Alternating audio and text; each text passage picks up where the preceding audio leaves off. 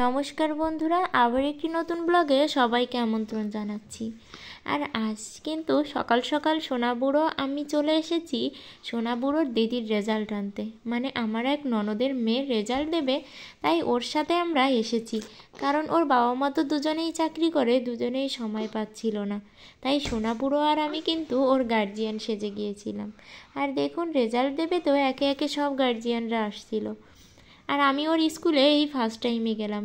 ওখানে গিয়ে না ভীষণই অনুভব হচ্ছিল যে আজ আসছি ননদের মেয়ের রেজাল্ট আনতে। একদিন আমার সোনাবুড়ো এরকম স্কুলে ভর্তি হবে, পড়াশুনো করবে, তারও রেজাল্ট দেবে, আর আমাকেই যেতে হবে। ভীষণই ভালো লাগছিল এটা ভেবে। তারপর ওর দিদির রেজাল্টটা তো দিয়ে দিল, ওর দিদি কিন্তু ফার্স্ট হয়েছিল। আর তাই আমরা ভীষণই খুশি হয়ে গেলাম। আর তারপর আমরা বাসায় চলে আসব বলে রেডি হচ্ছিলাম। আর এদিকে তো স্কুলটা দেখানোই হয়নি, ঠিকঠাক দেখাতেও পারছিলাম না, কারণ স্কুলে গিয়ে ভিডিও করা আর কেউ ভিডিও করছে না, একটু লজ্জা করছিল, তাই না ঠিকঠাক ভিডিও করতে পারিনি। আর তারপর দেখুন, আমরা তো বাসার দিকে রওনা দিয়ে দিয়েছি। গাড়ি থেকে নেমেই আমরা হেঁটে যাচ্ছিলাম।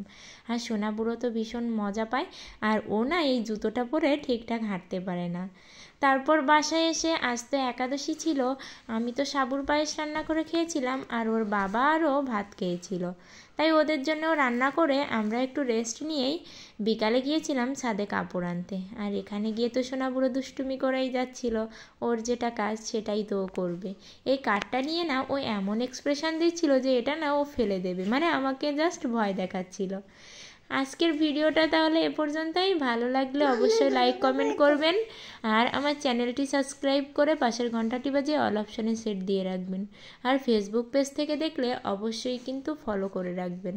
সবাই ভালো থাকবেন, সুস্থ থাকবেন, আমাদেরকে এভাবেই ভালোবাসা দিয়ে যাবেন।